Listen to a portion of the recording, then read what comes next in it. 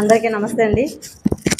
Radio అలా 90.8 FM మరియు గాంధీ భవన్ సంయుక్త ఆధ్వర్యంలో వక్ఫ్ చట్టంపై మేధావులకు అభిప్రాయాలు తెలుసుకోవడం కోసం ఈనాటి కార్యక్రమం అయితే ప్రారంభిస్తున్నాం. సో ఒక రెండు నినాదాలతో ఈనాటి కార్యక్రమం నిర్వహించుకుందాం, స్టార్ట్ చేద్దాం. మనం ఏదైతే మారణ హోమం జరిగిందో పహల్గాంలో వారికి నివాళులు కూడా అర్పిద్దాం. భారత్ మాతా కీ జై, భారత్ మాతా కీ జై, భారత్ మాతా కీ జై. వందే మాతరం, వందే మాతరం, వందే మాతరం. సో ఈనాటి ఈ కార్యక్రమానికి వచ్చేసిన అందరికీ కూడా స్వాగతం అండి. అయితే గాంధీ భవన్ కార్యదర్శి గారు వక్కలంక రామకృష్ణ గారు అయితే ఈ కార్యక్రమానికి అధ్యక్షత వహిస్తారు, పార్టిసిపేట్ చేస్తున్నారని ఒక్కసారి మీ పేర్లు చదువుతూ మీ అందరికీ ఆహ్వానం అయితే పలుకుతామండి. గాంధీ భవన్ కార్యదర్శి వక్కలంక రామకృష్ణ గారు, డాక్టర్ పాలెపు రవి గారు retired sub inspector of police, Surendra గారు సామాజికవేత్త, పెద్దంశెట్టి రామకృష్ణ గారు సామాజిక కార్యకర్త, సదనాని దిలీప్ కుమార్ గారు బీజేపీ కార్యకర్త, B Venkataramana ex corporator BJP, and MA Sai TDP state general secretary గారు, and V Srinivasaraju BJP state executive member మరియు central government advocate also. And ఈ మేధావుల సదస్సులో ఇంకా పాల్గొనడానికి బీజేపీ మాల్కొండయ్య గారు and Muslim advocates association state president Jawahar Ali గారు ఇప్పుడు ప్రజెంట్ మన దగ్గర లేరు కానీ హైదరాబాద్లో ఉన్నారు. సో ఆయన ఆడియో మెసేజ్ కూడా మనకు పంపించారు. అలానే వైఎస్పీఎస్ మూర్తి గారు గాంధీ భవన్ కార్యదర్శి, ఆయన ఆడియో మెసేజ్ కూడా ఉంది. అయితే ఈ కార్యక్రమాన్ని ప్రారంభించే ముందు ఒకసారి వక్ఫ్ చట్టంపై ఒక బ్రీఫ్ అయితే మీకు వినిపిస్తున్నాము. ఆ తర్వాత మీ అందరి మేధాశక్తికి సంబంధించిన అభిప్రాయాలను, మీ ఒపీనియన్స్ అన్నింటినీ కూడా మేము సేకరించదలుచుకున్నాం. సార్ అందరికీ కూడా స్వాగతం. రేడియో తరఫున ఎగ్జిక్యూటివ్ ఈశ్వర్ ప్రసాద్ గారు, సుబ్బరాజ్ గారు ఎస్టీయూ నుంచి వచ్చారు. Thank you sir. అండ్ అందరికీ మరొకసారి స్వాగతం పలుకుతూ స్వాగతం చెప్తున్నాను. మేము గత 4-5 సంవత్సరాలు అనుకున్నాం గాంధీ భవన్ తరఫున మంచి చర్చా వేదికను ఏమన్నా నిర్వహిస్తూ ఉండాలి, అంటే సమాజానికి, ప్రజలకి, దేశానికి సంబంధించిన విషయాలపైన చర్చా వేదికను నిర్వహిస్తూ ఉండాలి. అంటే పార్లమెంట్లో లేదా శాసనసభలో జరిగేటువంటి చర్చా వేదికలు జరుగుతూ ఉంటాయి. ఇప్పుడు వాటిలో యొక్క ఔచిత్యం అనౌచిత్యాల గురించి, లేదా మనకి ఏమి కావాలి, జనాభా ఏం కోరుకుంటున్నారు, జనాభాకు అవసరమైన విషయాలు ఏంటనేటువంటిది మన కింద నుంచి మనం కూడా మన గలం ఇప్పించే ప్రయత్నం ఒకటి ఎప్పుడూ జరుగుతూ ఉండాలి. స్వాతంత్రోద్యమ కాలంలో, ఆ తర్వాత స్వాతంత్రోద్యమం అయిన కొద్ది కాలంలో కూడా జనాభా వారి యొక్క ఉద్దేశాన్ని ప్రకటించేటువంటి వేదికలు అనేకం చాలా చక్కగా ఉంటూ ఉండేది. గత 20 ఏళ్ళగా ఎందుకో రకమైన స్తబ్దత, నిస్తేజము జనాభాలో వచ్చేసి ఎటువంటి చర్చా వేదిక బయట ఎక్కడ ఏమి జరగట్లేదు. Weather good or bad. ఇప్పుడు అనేక మంచివి ఉంటాయి, అనేక చెడు ఉంటాయి. వాటి మీద ఏమీ జరగట్లేదు. అంటే మనం ఎవరు కూడా నిమిత్త మాత్రం మనం ఊరుకుంటున్నాం మనకి సంబంధించిన విషయాలు. ఇలా కాకుండా పార్టీల రహితంగా, బట్ మనం రాజకీయం కానీ పార్టీలను కానీ మనం దూరంగా పెట్టడం. ఎందుకంటే రాజకీయం లేకుండా మన జీవితం ఏం సాగదు, అంతే కదా. పార్టీ, ఏ పార్టీ కూడా అన్టచబుల్ పార్టీ ఏం కాదు, అన్ని పార్టీలు కూడా అవసరం కూడా మనకి. అంటే పలానా పార్టీకి మేము వ్యతిరేకం, పలానా పార్టీకి మేము అనుకూలం అని చెప్పే పరిస్థితి కూడా ఎవరికి లేదు. ఎందుకంటే ప్రజాస్వామ్యంలో పార్టీలు మారుతుంటాయి, రాజకీయ పక్షాలు మారుతుంటాయి, వ్యక్తులు మారుతాయి. అంటే మనం వాటికి ఏమైనా వ్యతిరేకం కాదు, ఒక పార్టీ కానీ లేదా రాజకీయ నాయకులు కానీ వ్యతిరేకం కాదు. ఫైనల్గా మనకి రాజకీయ నిర్ణయం చేసేటువంటి వాళ్ళే. కానీ వాళ్ళకు కూడా ఒక దిశానిర్దేశము, లేదా నువ్వు చేసేటువంటి యొక్క పని పట్ల ప్రజల్లో వ్యతిరేకత ఉంది, దీన్ని విభేదిస్తున్నటువంటి వర్గాలు కొన్ని ఉన్నాయి అని వాళ్ళకి బలంగా తెలియజేస్తున్న అవసరం ఉంది. కాబట్టి అటువంటి చర్చా వేదికలు నిర్వహించాలనే ప్రయత్నంతో మేము అందరం ఉన్నాం. సో ఇందులో భాగంగా మనం ఈ విషయం చర్చ నిర్వహిద్దామని చెప్పేసి అనుకున్నాం. ఈ చర్చ ఇప్పుడు ఇంతవరకు దీని యొక్క నేపథ్యం మీరు విన్నారు కనుక పెద్ద రామకృష్ణ గారు మాట్లాడతారు. నిర్వాహకులకి హృదయపూర్వక శుభాకాంక్షలు. ముఖ్యంగా సబ్జెక్టు అవసరంతో పాటు మనం కూర్చున్న స్థానం గాంధీ భవన్, గాంధీ గారి యొక్క ఆశయాల మధ్య మనం కూర్చుని మాట్లాడుతున్నాం. గాంధీ అనగానే గుర్తుకొచ్చేది సత్యం, సత్యం తర్వాతే గాంధీ, గాంధీ సత్యం, సత్యం గాంధీ. కాబట్టి మన సత్యాలే మాట్లాడుకుందాం. ఈ చట్టాలు, బిల్లులు, ప్రభుత్వాలు, పార్టీలు సత్యాలతో ఉన్నాయి, అసత్యాలతో ఉన్నాయి అనేటువంటిది మనందరికీ తెలిసిందే.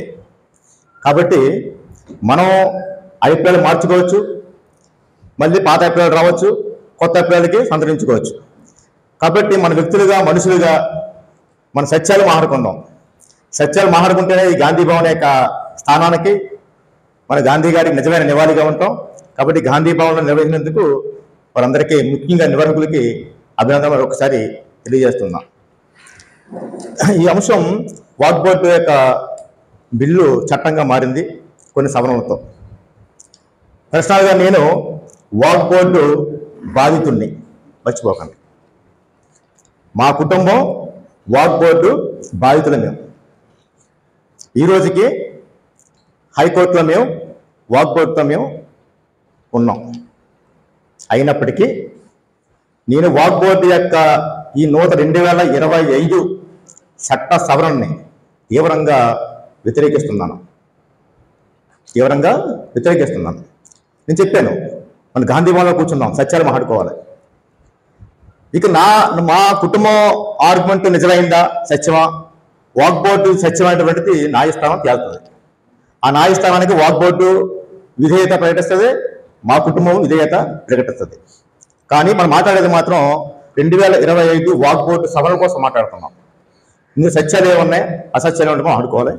కాబట్టి వ్యక్తిగతంగా కానీ నా సంస్థగా కానీ నేను వాక్ బోర్డు యొక్క ఈ సవరణలు ఏవైతే ఉన్నాయో పక్షపాతంగా ఉన్నాయటువంటిది నా యొక్క పరిశీలన. అవునా కాదు మీరు కూడా పరిశీలన చేయండి. ఇక్కడ మనం ఏ తరగతి కోసమైతే చట్టాలు చేస్తున్నామో సహజంగా ఏమంటామంటే ఆ తరగతులు ఆ ప్రజల యొక్క సంక్షేమం కోసమే చట్టం చేసాము, ఆ తరగతులు ఆ ప్రజల యొక్క సంక్షేమం కోసము అభివృద్ధి కోసమే ఈ సవరణ చేశాము, ఈ చట్టం చేశాము, చట్టం చేస్తున్నామని పాలకులు చెప్తారు. సహజంగానే అదే నిజమైతే మరి ఆ తరగతులు ఆ ప్రజల యొక్క అభివృద్ధి తెలియజేయాలి. చిన్న జీవో వస్తేనే ఒక కులస్తులు మతస్థులు ఆ నాయకుడికి పాలాభిషేకాలు చేస్తున్నారు కదా. చిన్న ఫలితం అండి. డిఎస్సి ప్రకటిస్తే డిఎస్సి అభ్యర్థులు నాయకుడికి పాలాభిషేకం చేస్తుంటారు.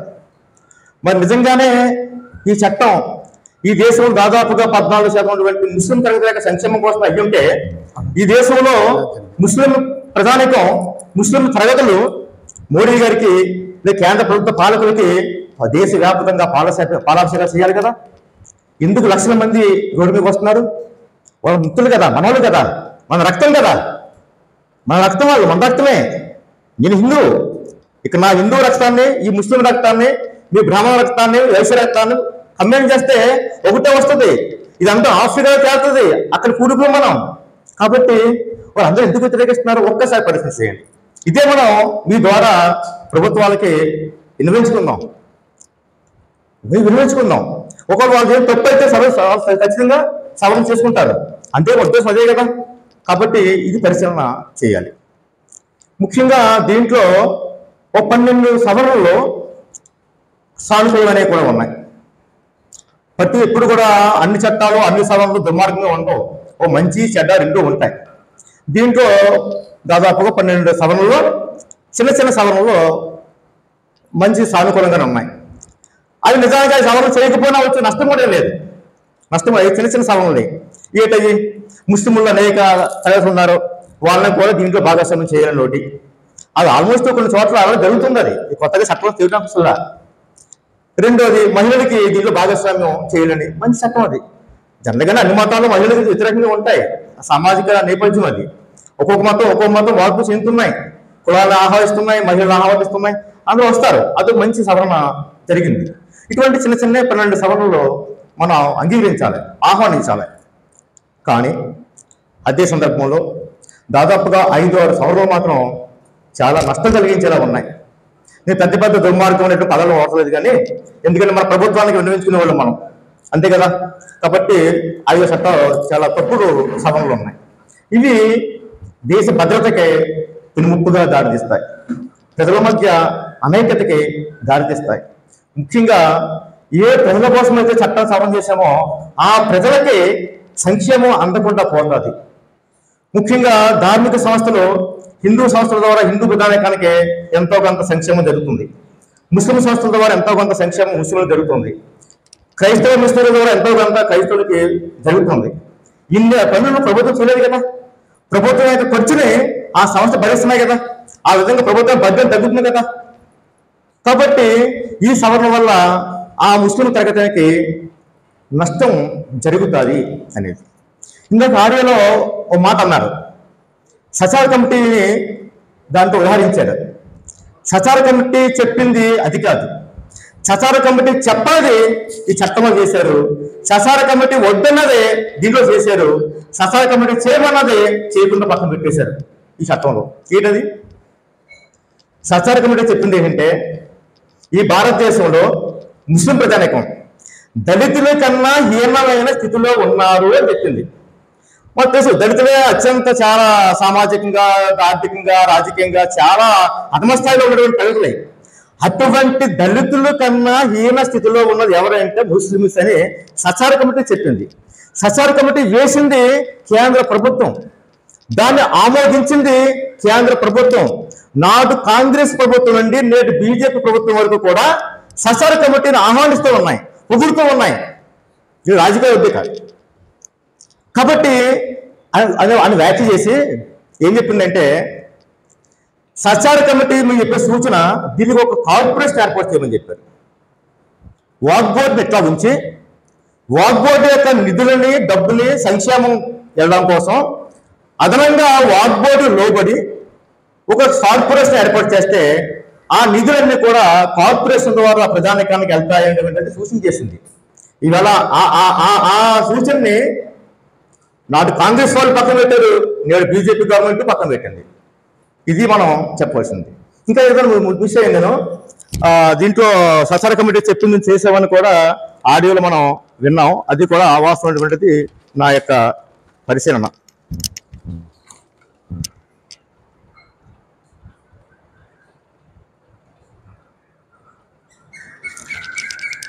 ఇది సచార కమిటీకి సంబంధించింది.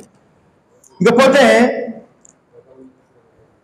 అత్యంత తప్పుడు సవరణ ఏంటంటే, దీంట్లో 6 నెలల్లో మొత్తం సెంట్రలైజ్ చేసి వెళ్తుంది. 6 నెలల్లో మీరే చెప్పారు కదా, 9 లక్షల ఎకరాల భూమా, 1,40,000 రకాల ఆస్తుల యొక్క కేటగిరీలా ఇవి 6 నెలల్లో సెంట్రలైజ్ డిజిటల్ చేసేసేయాలి. చేయకపోతే ఆ నెల పూర్తయిపోయిన తర్వాత అవ్వకపోతే అవన్నీ కూడా ప్రభుత్వ ఆస్తులుగా పరిగణిస్తాము. ఆధార్లో తప్పు పేరు పడితే సవరించుకోవడానికి ఎన్ని పాటలు పడుతున్నామో మనకు తెలియదు కదా సార్. ఇవాళ జగన్మోహన్ రెడ్డి గారు ఏదో భూమి సర్వే చేస్తుంటే అది తప్పులు జరిగినాయని ఈవేళ ప్రభుత్వం చూస్తుంటే ఎన్ని రిజిస్ట్రేషన్ ఆగిపోయినాయో చూడటం తెలుసుగా మీకు, ఎంత అల్లపరం అయిపోయింది తెలుసు కదా. అటువంటిది 9 లక్షలు మీరు ఇప్పటికేది 9 లక్షల ఎకరాల భూమిని, ఆస్తుల్ని, 1,40,000 రకాల కేటగిరీని కేవలం 6 నెలల్లో సెంట్రలైజ్ చేసేసేది. చేయకపోతే అవన్నీ కూడా ప్రభుత్వం అయిపోతాయి. దాంట్లో ఉద్దేశం ఏంటో విజ్ఞులుగా, మనుషులుగా మనం ఒక్కసారి ఆలోచిద్దాం. దీని వెనకాల ఎటువంటి ఆలోచన ఉందో ఒక్కసారి ఆలోచిద్దాం. సాధ్యమా? ఒక్కసారి విజ్ఞత ఆలోచిద్దాం.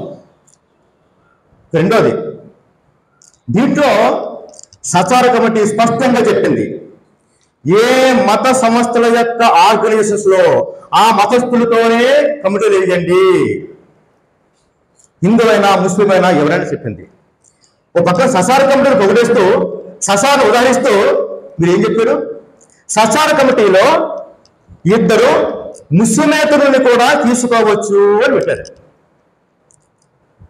రెండోది, ఇది కేంద్ర ప్రభుత్వం పట్ల అవుతుంది. కేంద్ర ప్రభుత్వం యొక్క వాక్ బోర్డు బిల్లులో ఆ బోర్డులో 2 ఎంపీలు ఉంటారు, 3 ఎంపీలు ఉంటారు. నిబంధన ఏంటి? ముస్లింలు ఉండాలని నిబంధన. ఇప్పుడు ఏం చెప్పారు? ముస్లింలు మాత్రమే ఉండాలని నిబంధననే తొలగించారు. అంటే కేంద్ర బోర్డులోనూ ముస్లింలు తీసేసి రాష్ట్ర బోర్డులోనూ 2 ముస్లిం కానివాళ్ళని పెట్టి వాటిని పెడితే ఒక మన ఏమన్నది న్యాయం ఉందా? అదే సుప్రీంకోర్టు మీ ధార్మిక సంస్థల్లో, హిందూ సంస్థల్లో మీరు చేస్తారా అడిగింది సుప్రీంకోర్టు. మరి ఏ సమాధానం చెప్తారో చూడాలి. హిందూ సంస్థల్లో హిందువులు ఉంటారు, క్రైస్తవ క్రైస్తవులు ఉంటారు, ముస్లింలు సంస్థ ముస్లింలు ఉంటారు. దీంట్లో ఎందుకు అల్లకొల్లాలం, ఎందుకు అభద్రత భావం, ఎందుకు లేనిపోయిన యొక్క ఈ చట్ట సవరణలు? ఈ న్యాయం ఇది ఆలోచిద్దాం. ఇప్పుడు జవహర్ అలీ గారు సీనియర్ అడ్వకేటు, వారి యొక్క అభిప్రాయాన్ని మనం ఆయన ఆడియో సందేశం విందాం. నా పేరు Mohammed Jawahar Ali, senior advocate and Muslim advocates association Andhra Pradesh అధ్యక్షుడిని. అంతేకాకుండా స్థానికంగా ఉన్న మహర్షి Sambamurthy institute social and development స్టడీస్కి అధ్యక్షుడిని. ప్రధానంగా ఈ రోజున ఈ చర్చా కార్యక్రమంలో టౌన్ హాల్ చర్చా కార్యక్రమంలో పాల్గొన్న ప్రతి ఒక్కరికి మనస్ఫూర్తిగా నమస్కరిస్తూ, ఈరోజు మన భారతదేశంలో చాలా అల్లజడిగా కనబడుతున్నటువంటి వక్ఫ్ సవరణ చట్టం మీద, అందులోని మంచి చెడ్డల గురించి మీతో విషయాలు పంచుకోవాలని ముందుకొచ్చాను.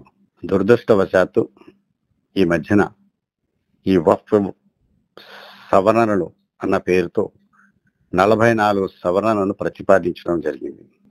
కానీ ఈ సవరణలు ప్రస్తుతం వక్ఫ్ చట్టాన్ని మరింత బలపరుస్తూ దాని ద్వారా మరింత పరిరక్షణ చేయడానికి, ముందుకు తీసుకెళ్ళడానికి ఉద్దేశం, లక్ష్యం అన్నట్టుగా చెప్తూ ఈ చట్టంలో ఉన్న అన్ని రకాల ఏవైతే ఉన్నాయో అవకాశాలు వాటన్నిటినీ తగ్గించేసి అన్ని రకాలుగా వక్ఫ్ చట్టం భవిష్యత్తులో లేకుండా చేసేయాలని, ఈ ఆస్తులు ముస్లిం ఆస్తులుగా ఏవైతే ఉన్నాయో వాటిని అదే స్థానంలో ఉండకుండా చేయాలన్నటువంటి దురుద్దేశంతో చేసినటువంటి సవరణలుగా మనకు క్లియర్గా కనబడుతున్నాయి. ఉదాహరణ చెప్తాను. మొట్టమొదటి ఉదాహరణ చాలా ప్రమాదకరమైంది. ఇదేమిటంటే వక్ఫ్ బై యూజర్, అంటే వాడుక స్వభావాన్ని బట్టి అది ఒక మసీద్ అని, ఒక దర్గా అని, అది ఒక ముస్లింల శ్మశానం అని నిర్ణయించే ఆచారం మన దేశంలో ఉంది. అది ఒక ముస్లింలకే కాదు, హిందూ దేవాలయాలు కూడా కేవలం ఆ వాడుక స్వభావాన్ని బట్టి అది దేవాలయం అని, అది శ్మశానమని, హిందూ శ్మశానమని, అది క్రిస్టియన్స్ ఆ మతాలకు సంబంధించిన ఆస్తులుగా మనం గుర్తిస్తాం. వీటికి కూడా కొన్ని వందల సంవత్సరాల నుంచి వస్తున్నటువంటి ఈ మసీదులు కానీ, గుళ్ళు కానీ, చర్చీలు కానీ వీటన్నిటికీ రికార్డులు ఉండవు. ఎందుకంటే ఆనాటి కాలంలో ఇచ్చేసిన ఆస్తులు. ప్రత్యేకించి ముస్లిం షరియత్ ప్రకారం హిబా అన్న ఒక ఓరల్ గిఫ్ట్ అంటారు. అంటే ముస్లింలు లిఖితపూర్వకంగా ఆస్తి ట్రాన్స్ఫర్ చేయక్కర్లేదు, కేవలం ఓరల్గా మాట ద్వారా ఇద్దరు సాక్షుల ముందు చెప్పినా అది గిఫ్ట్ అయిపోతుంది. అది ట్రాన్స్ఫర్ ఆఫ్ ప్రాపర్టీ యాక్ట్లో కూడా ఉంది. కాబట్టి హివా ద్వారా ఇచ్చిన ఆస్తులు చాలా వక్ఫ్ ఆస్తుల్లో ఉంటాయి. ఈ రోజున కొత్తగా తీసుకొచ్చిన చట్టం ఏమిటంటే, ఈ చట్టం తీసుకొచ్చిన 6 నెలల కాలంలో మీరందరూ వక్ఫ్ బై యూజర్ ఏవైతే మీరు వాడుక స్వభావాన్ని బట్టి అది వక్ఫ్ ఆస్తిగా మీరు అనుభవిస్తున్నారో వాటి యొక్క రికార్డులన్నీ తెచ్చి 6 నెలల లోపులో కలెక్టర్ గారి దగ్గరికి వెళ్ళి రిజిస్ట్రేషన్ చేయించుకోవాలి. అలా చేయించుకోని పక్షంలో ఆ ఆస్తి డిస్ప్యూటెడ్ ప్రాపర్టీగా ఎంచి ప్రభుత్వం తీసుకోవడానికి అవకాశం ఉంది, ప్రభుత్వానికి హక్కు ఉంటుంది అన్న విషయం దాంట్లో రాశారు. ఒక్కసారి ఆలోచిస్తే ఇది సాధ్యమా? సంఘటనలు ఉన్నాయి. వీళ్ళు ఆ మొట్టమొదటిది వక్ఫ్ బై యూజర్ని తీసేయడం అన్నది చాలా ప్రమాదకరమైనటువంటి సవరణ. ప్రమాదకరమైనటువంటి మన ప్రజాస్వామ్యానికి వ్యతిరేకమైనటువంటి సవరణ, ప్రతిపాదించిన సవరణ ఏమిటంటే, ఏ మతానికి సంబంధించిన ఆస్తుల్ని కూడా పరిరక్షించుకోవడానికి ఆయా మతాల వారికే పూర్తి హక్కు ఇస్తుంది. ఆర్టికల్ 26 ప్రకారం కానీ 304 ప్రకారం కానీ ఈ రోజున ఏవైతే ముస్లిం యొక్క కమిటీలు ఉంటాయో లోయర్ స్టేజ్ నుంచి జాతీయ స్థాయిగా ఉండే ప్రతి కమిటీలో కూడా నాన్ ముస్లిమ్స్ అంటే హిందువులు కూడా సభ్యులుగా ఇద్దరిని చేర్చుకోవాలి అన్న ఒక ప్రతిపాదన చేయడం జరిగింది. అది ఎంతవరకు సబబు? ఎందుకంటే ఆయా ఎవరి మతాలకు సంబంధించిన వారు వారి యొక్క ఆస్తులు, వారికి వ్యవహారాలు పరిపాలించుకునే పరిస్థితులు, అడ్మినిస్టర్ చేసుకునే సంగతిలో వేరే మతస్థులు సభ్యులుగా ఉంచడం ఎంతవరకు ధర్మం? ఇది కేవలం దురుద్దేశంతో చేసింది. అలాగే ఇంకొక ప్రతిపాదన ఏమిటంటే, వక్ఫ్ ఇచ్చినటువంటి ఆస్తి ఇచ్చేవాడు కనీసం 5 సంవత్సరాల పాటు ముస్లిం అయితేనే వాడి ఆస్తి మాత్రమే, వాడిచ్చిన ఆస్తి మాత్రమే వక్ఫ్ అవుతుంది. అలా కాని వాటి అన్ని కూడా వక్ఫ్లోకి రావు. అది కూడా కష్టమైనది. ముస్లిం అని నిరూపించుకొని దానం ఇచ్చేవాడు ఇష్టం. ఏ మతస్థుడికైనా ఎవరైనా భారతదేశంలో దానం ఇవ్వడానికి అవకాశం ఉంది. కానీ ఆ రాజ్యాంగ వ్యతిరేకమైనటువంటి అదొక సెక్షన్ ని తీసుకురావడం జరిగింది. దీని అన్నిటికంటే కూడా ఇంకో ప్రమాదకరమైనది ఏంటంటే ఈ వక్ఫ్ చట్టం అన్నది స్వయం ప్రతిపత్తి కలిగి survey commissioner of India survey commissioners ని స్వయం ప్రతిపత్తి కలిగినటువంటి ఒక ఆఫీసరు ఈ ఆస్తులు వక్ఫా కాదా అని డిటర్మిన్ చేయడానికి ఒక ప్రత్యేకించిన ఒక సెక్షన్ ఉంది 1990 చట్టంలో. ఆ డిటర్మైన్ చేసి వక్ఫా కాదా ఈ ఆస్తి ఎక్కడిది అని నిర్ధారించే పవర్ ఉన్నటువంటి సెక్షన్ 40ని పూర్తిగా తొలగించేయడమే కాకుండా అన్ని చోట్ల సర్వే కమిషనర్లు అంటే వాళ్ళ దగ్గర రికార్డు ఉంటుంది, పరిశీలిస్తారు, అన్ని రకాలుగా వాళ్ళకి నాలెడ్జ్ ఉంటుంది, నైపుణ్యత ఉంటుంది. వారి స్థానంలో అన్ని కలెక్టర్లని నియమించే పరిస్థితి తీసుకొచ్చారు. కలెక్టర్లను తీసుకొస్తే కలెక్టర్లు కూడా ప్రభుత్వ అధికారి కదా, తప్పేముంది అని ఆలోచించవచ్చు. కానీ ఏమిటంటే కలెక్టర్లు ఎందుకంటే వక్ఫ్ బోర్డు వక్ఫ్ ఆస్తులకు రాష్ట్ర ప్రభుత్వాలకు మధ్యన సుమారు 60% కేసులు ట్రిబ్యునల్ స్థాయి నుంచి సుప్రీంకోర్టు దాకా పెండింగ్ ఉన్నాయి. వాటన్నిటిలో కూడా ప్రభుత్వాలు ఆయా రాష్ట్ర ప్రభుత్వాలు వక్ఫ్ బోర్డులతో పోరాడుతున్నాయి. అలాంటప్పుడు ఆ వక్ఫ్ బోర్డులన్నిటికి కూడా నిర్ధారణ చేసి ఆ వక్ఫ్ సర్వే కమిషనర్ లేకుండా కలెక్టరే నిర్ధారిస్తారంటే కలెక్టర్ మీద పైరవీలు చేసి ఇన్ఫ్లుయెన్స్ చేసే అవకాశం ఉంటుంది. కాబట్టి అక్కడ ధర్మం న్యాయంగా అతను పరిశీలన చేయలేడు. వీటన్నిటికీ మించి అతి ప్రమాదకరమైనది ఏమిటంటే మన భారతదేశంలో లిమిటేషన్ యాక్ట్ 1936లో తెచ్చిన లిమిటేషన్ యాక్ట్ ప్రకారం కాలపరిమితి నిర్దేశించే చట్టం ఏదైతే ఉందో ఆ చట్టం మతాలకు సంబంధించినటువంటి ఆస్తులు నిర్వహణకు వర్తించవు అని చేసుకున్నాం. అందువల్ల హిందూ రిలీజియస్ యాక్ట్ లో కానీ క్రిస్టియన్స్ యాక్ట్ లో కానీ లిమిటేషన్ యాక్ట్ ఉండదు, చెల్లదు, వర్తించదు. ఎందుకంటే ఈ ఆస్తులు దేవుళ్ళ పేరు మీద ఇచ్చిన ఆస్తులు ఎవడైనా ఆక్రమించుకుని ఉండి 12 సంవత్సరాలు దాటిపోయింది కాబట్టి నాకు హక్కులు వచ్చేసాయని చెప్పి వాడు వచ్చేస్తాడు. కాబట్టి ముందుకు ఈ లిమిటేషన్ యాక్ట్ చెల్లదన్నది అన్ని మతాల యొక్క చట్టాల్లో ఉంది. కానీ ప్రత్యేకించి ఈ రోజున భారతదేశంలో తీసుకొచ్చిన సవరణలో ప్రత్యేకంగా లిమిటేషన్ యాక్ట్ ఈ రోజు నుంచి వర్తిస్తుంది అన్నారు. అంటే ఎవరు 12 సంవత్సరాలకి మించి కబ్జాల్లో పెట్టుకుని ఉన్నారో వక్ఫ్ ఆస్తులు అవన్నీ కూడా వారివైపోతాయి. ఇది ఎంతవరకు ధర్మం, ఎంతవరకు న్యాయం? దీని ఎందుకంటే ఈ రోజున దగ్గర 80% లిటిగేషన్ లో ఉన్న ప్రాపర్టీలు ఉంటే సుప్రీంకోర్టు దాకా వాటన్నిటికి కూడా 30 సంవత్సరాలకు మించి కబ్జాలో ఉన్న వాళ్ళతోటే లిటిగేషన్ నడుస్తూ ఉంటుంది. ఏ మతానికి సంబంధించిన ఆస్తులైనా అంతే. ఎప్పుడైతే లిమిటేషన్ యాక్ట్ వర్తిస్తుంది అంటామో వెంటనే 12 సంవత్సరాలకు మించి అందులో ఉన్నవాడు నాదే అని చెప్పి క్లెయిమ్ చేసుకోవడానికి అవకాశం ఉంటుంది. ఆ రకంగా ఈ ప్రధానమైనటువంటి వక్ఫ్ బై యూజర్ అన్నది డోనార్ చేయడం విషయం ఒకటి, కలెక్టర్ని నియమించడం విషయం ఒకటి, అలాగే లిమిటేషన్ యాక్ట్ ని అప్లై చేయడం ఒకటి. ఇవన్నీ కూడా దీనివల్ల వక్ఫ్ ఆస్తులు భవిష్యత్తులో లేకుండా, వాటిని పరిపాలించుకోవడానికి అవకాశం లేకుండా, పరిరక్షించడానికి అవకాశం లేకుండా, అంతేకాకుండా పన్ను 7% కట్టేదేమో 5%గా తగ్గించేయడం జరిగింది. అన్ని విధాలుగా నిర్వీర్యం ఏ విధంగా చేయాలన్న ఆలోచన ఎక్కువ ఇందులో కనబడుతుంది. కాబట్టి ముస్లింలందరూ ఆ ముస్లిం సమాజాలన్నీ కూడా వ్యతిరేకిస్తున్నాయి. కేవలం ముస్లిం సమాజానికి సంబంధించింది కాదు, ఇందులో రాజ్యాంగ వ్యతిరేకమైనటువంటి నిర్ణయాలు ఉన్నాయి. కాబట్టి దీన్ని ప్రతి ఒక్కరూ వ్యతిరేకించాల్సినటువంటి అవసరం ఉంది. ఇక్కడ ముస్లిం హిందూ అని కాదు, మనం అందరం కూడా రాజ్యాంగానికి కట్టుబడి జీవించే ప్రతి పౌరుడు కూడా ఈ సవరణలు ఏవైతే ప్రతిపాదిస్తున్నారో అవి చాలా అక్రమంగాను, అన్యాయంగాను, రాజ్యాంగ విరుద్ధంగా ఉన్నాయి. కాబట్టి మనం అందరం కూడా దీన్ని ఎదుర్కొని పోరాడాల్సినటువంటి అవసరం వచ్చింది. సభకు నమస్కారం. దేశ ప్రధానిగా భారతదేశంలో ఉన్నటువంటి ఆస్తుల యొక్క లెక్కను తీసుకోవడం అనేది ఒక బాధ్యత. ఆ బాధ్యతలో లెక్కలు తీస్తే ఈ భారతదేశం భూమి ఎక్కడ ఉన్నది, ఎవరి చేతుల్లో ఉంది అనుకున్నప్పుడు 1-2 గవర్నమెంట్కి సంబంధించిన వ్యవస్థలతో ఉన్నాయి, 3వది ఒక ప్రైవేట్ ప్రాపర్టీగా ఉన్నటువంటి ఒక చేతుల్లో ఉందనేది ఒక డేటా కలెక్షన్ జరిగింది.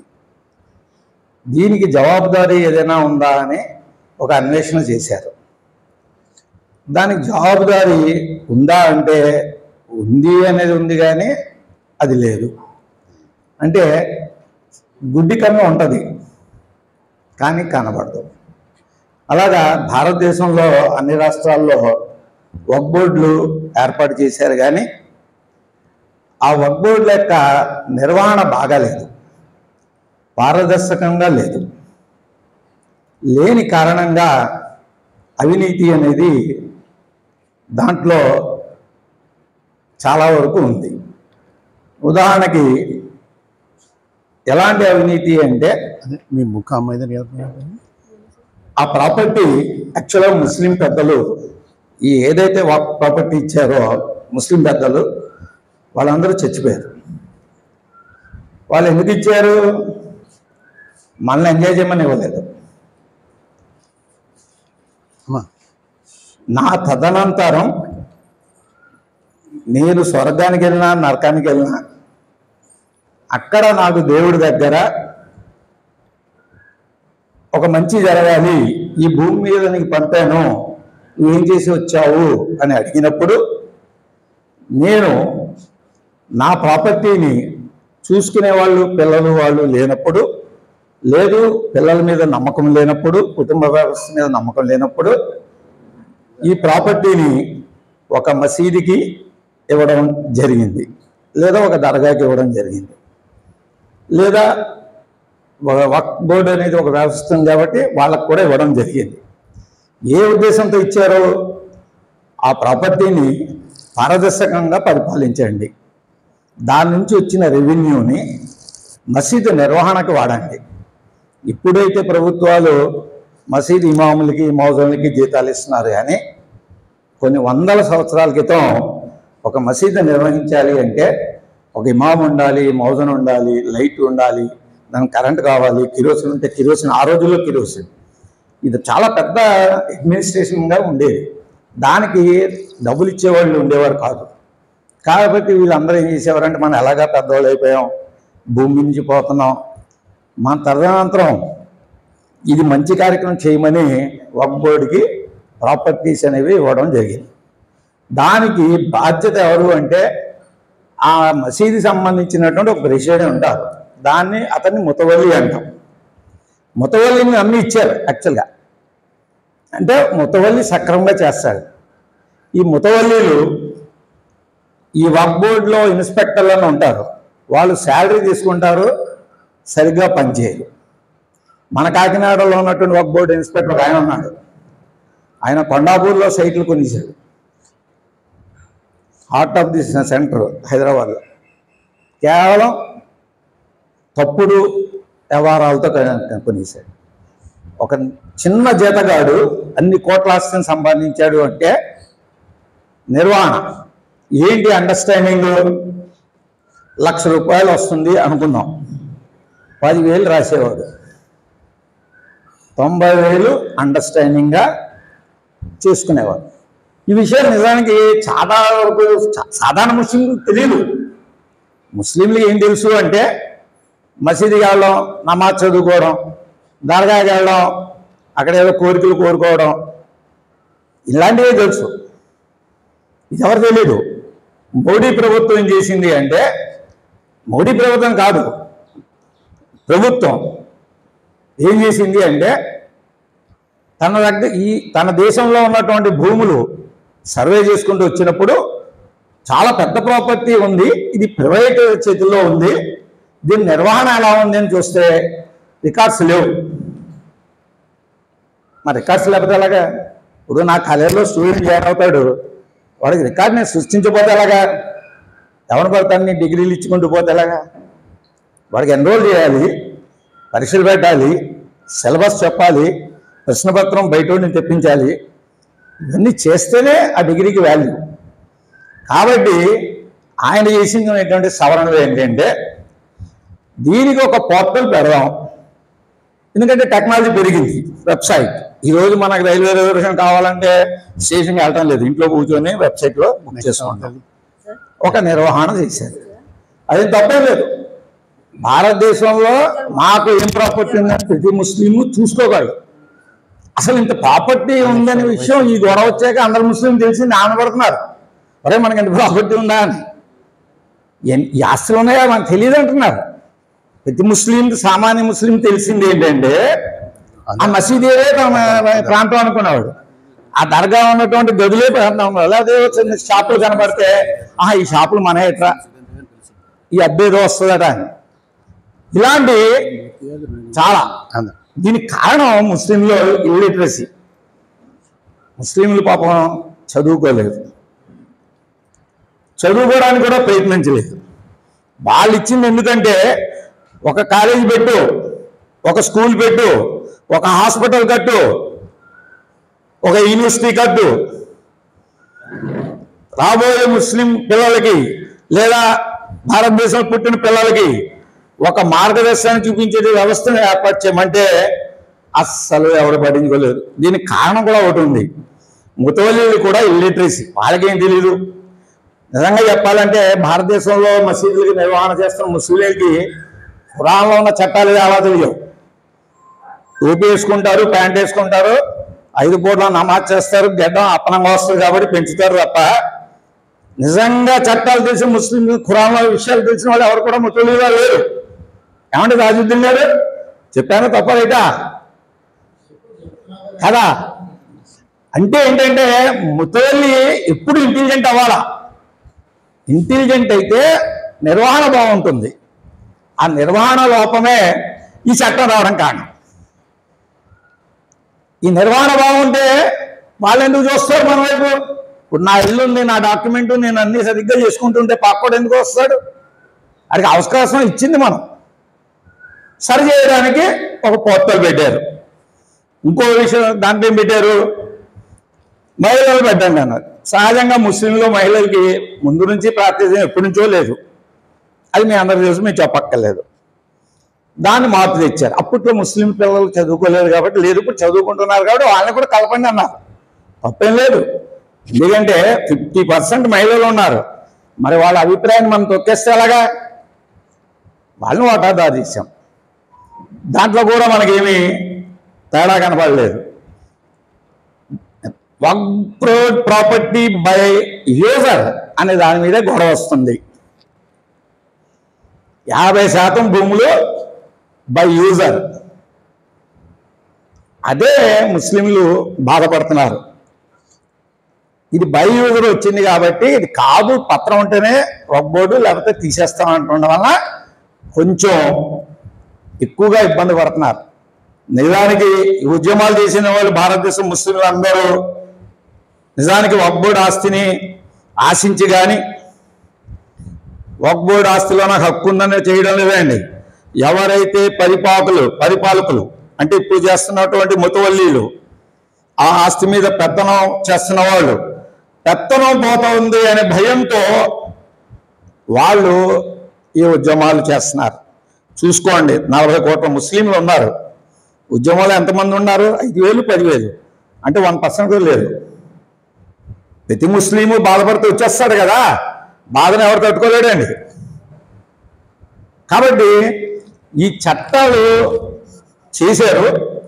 ఈ చట్టాల్లో కొన్ని చిన్న సవరణలు ఏదైనా వీలైతే చేయడమే కాకుండా జవాబుదారి మటుకు ఖచ్చితంగా వచ్చింది. ప్రతి పనికిమాలి ముస్లిం కోర్టు తెచ్చిపోయిందండి పేటలో. అరే మనకి ఇంత భూమి ఉన్నట్రా, 12 లక్షల కోట్లు ఆస్తి రావాలట్రా, 200 కోట్లే వస్తుందటని చెప్తున్నారు. ఆ అవేర్నెస్ మటు బాగా పెంచారు. ఈ చట్టం రావడం వల్ల ప్రతి ముస్లింకి తెలిసింది, చదువుకున్న వాడికి తెలిసింది. అయితే ప్లేడర్లు ఎక్కువ కష్టపడుతున్నారు. మా దాంట్లో ఎందుకు కష్టపడుతున్నారంటే ప్లేడర్లు ఈ వక్ఫ్ బోర్డ్ ప్రాపర్టీ గొడవలన్నీ వాళ్ళే సాల్వ్ చేయాల. మళ్ళీ అండర్స్టాండింగ్ ఇవన్నీ పోతాయి కదా, చూసుకొని రావాలండి. ఎవరైతే ప్లేడర్లు వాదిస్తున్నారో ఇదే ప్లేడర్లు ఒకప్పుడు వక్ఫ్ బోర్డుకి వ్యతిరేకించి వాదించిన వాళ్ళు ఉన్నారు. ఆర్టీఐ వేస్తే తెలుస్తుంది. ఒక ఆర్టీఐ వేస్తే వక్ఫ్ బోర్డ్ ప్రాపర్టీని అవతల వాడు ఆక్యుపై చేస్తుంటే అవతల వాడి దగ్గర నుంచి డబ్బులు తీసుకొని వాదించినటువంటి ప్లేడర్లు చాలా మంది ఉన్నారు మా ముస్లింలోనే. నిజంగా చెప్తే పాపం హిందూ సోదరులు ఎప్పుడు కూడా మా ముస్లిం ప్రాపర్టీస్ని వాదించడానికి ఇష్టపడలేదు. మీ గొడవ మీద పడానే అనేవారు. కాబట్టి ఈ బాధ అంతా ఏంటంటే నా చేతిలో ఉన్న బంగారం పోతుంది. దీనివల్ల సామాన్య ముస్లింకి ఇప్పుడు కూడా న్యాయం జరుగుతుంది అనుకోవడం లేదు. ఎందుకు అనుకోవడం లేదంటే ఆ ప్రెసిడెంట్ కథల్లో 100 ఏళ్ళ నుంచి ఆడే ప్రెసిడెంట్, లేదా బాబు ప్రెసిడెంట్, వాళ్ళ తాత ప్రెసిడెంట్, వాళ్ళ మామ ప్రెసిడెంట్, మనవడు ప్రెసిడెంట్, అంతే. చూసుకోరు కావాలంటే కాకినాడ పెద్ద మసీద్ కమిటీ చూడండి, 30 ఏళ్ళ నుంచి ఒకటే కమిటీ పరిపాలిస్తుంది. ఇటు ప్రపంచంలో అంతకంటే గొప్ప వాళ్ళు లేరు. ఇటు కాకినాడ ముస్లింలు పెద్ద మనుషులు. అది కూడా కోర్టు ద్వారా ఆర్డర్ వస్తుంది. అంటే కోర్టు కూడా ఏ విధంగా గుడ్డిగా అదే కమిటీని నుంచోబెడుతుందో చూసుకోవాలి. కాబట్టి ఇవన్నీ చాలా కాంప్లెక్స్ టాస్క్. ఏదైనప్పుడు కూడా 3 చట్టాలు వచ్చాయండి మాకు ముస్లిమ్స్కి. 3 చట్టాల్లో ముస్లింలు చేసిన తప్పుల్ని కరెక్ట్ చేస్తూ వచ్చాయి. త్రిపుల్ తలాక్ అది బ్రహ్మాండమైన చట్టం, అది చాలా మంచి చట్టం. అది హైదరాబాదులో ఆ చట్టం వల్ల చాలా తప్పులు అయిపోయాయి.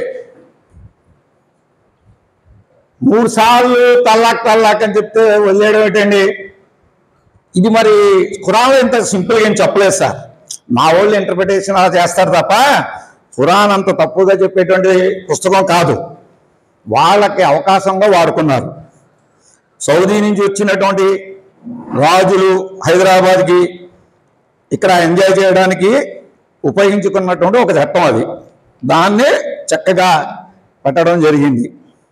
కాబట్టి నేను చెప్పడం ఏంటంటే ఈ ప్రాపర్టీ అందరూ అందుబాటులో వచ్చేటట్లు సెంట్రల్ గవర్నమెంట్ చేయాలి. కాలేజీలు కట్టాలి, స్కూల్స్ కట్టాలి. స్కూల్స్ మీరు కట్టలేనప్పుడు కనీసం దవాఖానాలైనా కట్టాలి. మా పూర్తి ఉద్దేశం అది. అంతే తప్ప మసీదుకి లేదు, ఇమాంకి పెట్టు, బుందీ పంచుకో అని కాదని. పాపం ముస్లిం సమాజానికి ఈ ప్రాపర్టీ ఉపయోగపడాలి. ఎలా ఉపయోగపడాలి? ఈ ప్రాపర్టీని ట్రాన్స్ఫర్ చేయడం లేదు. ఈ ప్రాపర్టీలో పొలం ఉందనుకోండి, పంట పండిస్తారు, డబ్బులు వస్తాయి. ఆ డబ్బులన్నీ జాగ్రత్తగా బాధ్యతగా అక్యుములేట్ చేసి దాని నిర్వహణగా అయిపోయిన డబ్బులు తప్ప మిగిలిన డబ్బుల్ని ఒక స్కూలు, ఒక కాన్వెంటు, ఇది చేయమన్నారు. ఎక్కడ చేస్తున్నారు చూడండి. ఇంత పెద్ద భారతదేశంలో అప్పుడెప్పుడో పెట్టింది ఒక యూనివర్సిటీనే, అంతే. మళ్ళీ ఇంకో యూనివర్సిటీ రాలేదు. ఇక్కడ లేదు చూడండి, ఒక స్కూల్ కూడా లేదు ముస్లిమ్స్కి. అందరూ ప్రైవేట్ స్కూల్స్లో లక్షలు కట్టలేక వెనక్కి వెళ్ళిపోతున్నారు. లిటరసీ పెరగడానికి కారణం అది, ఇల్లిటరసీ రావడానికి కారణం. కాబట్టి మనం ఇలా మాట్లాడినందుకు కొంచెం వ్యతిరేకత ఉండొచ్చు. వ్యతిరేకత తెచ్చుకోకూడదు. ఎవరో ఒకటి సంస్కరించడం వచ్చారు కదా, ముందు చేసి మనం కొంచెం మార్పులు అడగాల. ఈ మార్పులు అయితే వీళ్ళు ఏం భయపెట్టిస్తున్నారంటే ముస్లిం సమాజాన్ని, ఈ చట్టం కానీ ఇంప్లిమెంట్ అయిపోతే మీకు ఖబర్స్థాన్లు ఉండవు, శ్మశానాలు ఉండవు, మసీదు ఉండదు అన్నారు. ఎందుకు ఉండదు? మోడీ గారు వచ్చి శ్మశానాల్లో పడుకుంటారా? మోడీ గారు వచ్చి మసీదులో పడుకుంటారా? అది తప్పుడు సమాచారాన్ని ఇవ్వడం వల్ల సామాన్యులు పాపం అమాయకులు, టైలర్ పని చేసుకునేవాడు, ఇలాంటి ప్రజలు కొంచెం ఆవేదనలో పడుతున్నారు. పడి ఎవరైనా పిలుస్తూ వచ్చేస్తున్నారు. నేను కూడా అడిగాను, మొన్న ధర్నా జరిగింది, మనం పార్టిసిపేట్ చేయలేదండి. ఒకటే అడిగాను, మీరు నాయకులు, మీరు తప్పించుకుంటారు. కలెక్టర్ గారు మీకు తెలుసు, లేకపోతే ఈయన తెలుసు, ఈయన కూడా ఫ్రెండ్సే కాబట్టి ఉంటారు. నాయకులు అనేవాళ్ళు ఎలాగా ఫ్రెండ్సే. చంద్రబాబును జగన్ ఫ్రెండ్సే, ఇప్పుడే వాళ్ళ అవసరం వాళ్ళు చేసుకుంటారు, ఏం అనుకుంటారా? కానీ సామాన్యుడు పెరిగిపోతాడు. కలెక్టర్ ఆఫీస్కి ఉద్యమాన్ని తీసుకెళ్లారు, ఏదైనా జరగడానికి జరిగితే ఏమవుతున్నాం? సామాన్యులు లోపల వేసేద్దరు. వాడికి ఎవరు బెయిల్ ఇస్తారు? బెయిల్ ఇవ్వరు. మరి వాడి ఫ్యామిలీ అయిపోద్ది, పడిపోతుంది కదా. ఏమో ఉద్యమాలు ఎలా ఉంటాయో తెలియవు. ఒక్కోసారి అనుకుని జరుగుద్ది ఉద్యమాల్లో, మనం మంచిగానే జరుగుతాం, వెళ్ళి మెమరాండం ఇద్దాం అనుకుంటాం. కానీ ఎవడో కోతోడు ఉంటాడు, వాడు దాన్ని తగలెట్టచ్చు. అది పెద్ద సమస్య కింద వస్తుంది. కాబట్టి ఉద్యమాలు చేయని అవసరం లేదు. మన అభిప్రాయాన్ని ఇలాగా చక్కగా తెలియజేసి, మేము భారతదేశంలో పౌరులం, ఈ భారతదేశం యొక్క స్వతంత్రంలో చాలా కష్టపడిన వాళ్ళం. మా పూర్వీకులు కష్టపడ్డారు, వాళ్ళ ప్రాణత్యాగాలు ఉన్నాయి. కాబట్టి ఒక ప్రధానిగా మేము మీ మనుషులే, ఎక్కడి నుంచి ఇంపోర్టెడ్ పీపుల్ కాదు. మేము భారతీయుల్లో ప్రతి ముస్లిము భారతీయుడు. ఒక డిఎన్ఏ టెస్ట్ చేసుకోండి. డిఎన్ఏ టెస్ట్ ఫెయిల్ అయితే పంపించేయండి. మీరు ఎక్కడ పంపిస్తారో అక్కడ వెళ్ళిపోతాం, తప్పేం లేదు. అదే అవసరం ఏముంది సార్. ఇప్పుడు సార్ పిలిచారు, పెళ్ళికి వెళ్తారు, ఆయన ఏం చెప్పినట్టు కూర్చొని భోజనం చేసి వెళ్తారు, అంతే కదా. ప్రజలు ఎలా ఉంటుందంటే, ప్రజలు అమాయకులండి. ప్రభుత్వాలు ఏం చెప్తే చేస్తారు. మనమే చూస్తున్నాం కదా, గ్రామాల్లో ఎంత అరాచకాలు ఉంటాయి. తప్పదు, వాళ్ళల్లో ఒక ఇది ఉన్నా, డెవలప్మెంట్ ఆలోచన ఉన్నా చెప్పలేడు, ఒక్కడే మాట్లాడలేడు. అందరు కలిసి అది కదా ఇదే కరెక్ట్ అంటారు. కాబట్టి ముస్లింల యొక్క వక్ఫ్ బోర్డు ప్రాపర్టీని పరిరక్షించడం అనేది చాలా మంచి పని. జవాబుదారు తీసుకొచ్చారు, లేడీస్ని పెట్టారు, బాగుంది. అయితే ఇతర మతస్థులను ఎందుకు పెట్టారు అంటారు.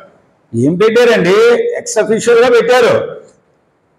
ఎక్స్ అఫీషియల్గా పెట్టరేటి, తప్పే ఉంది. ఇప్పుడు మా ఇంట్లో పెళ్ళికి నా సోదరులు పిలుచుకోవడం లేదు, పక్కింటి వాళ్ళని వీళ్ళందరం పిలవండి. లేదన్నా వాళ్ళిద్దరు మాట ఏం చదువుద్ది? ఒకవేళ వాళ్ళిద్దరు ఏం వ్యతిరేకిస్తారు?